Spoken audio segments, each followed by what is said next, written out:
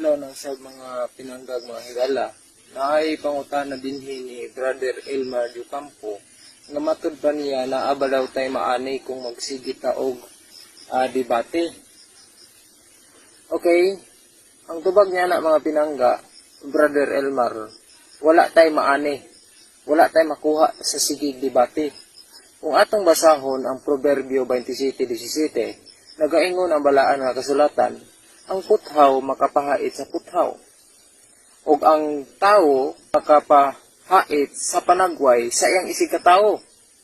Ang gipoint ni mga pinangga, ang pakiglantugi diha sa debate. Ang pakiglantugi nga walay pulos. Atong daganan dinha sa Ikaduhang Timoteo, Kapitulo 2, versikulo 23, ngadto sa 24. Nagaingon ang balaan nga kasulatan sa sinulat ni Pablo, nga ayaw ka mo pagkiglantugi sa binurong. Likayin ninyo ang pakiglantugi nga dili maayo, kay kini makapasapot sa usa ninyo kahigala.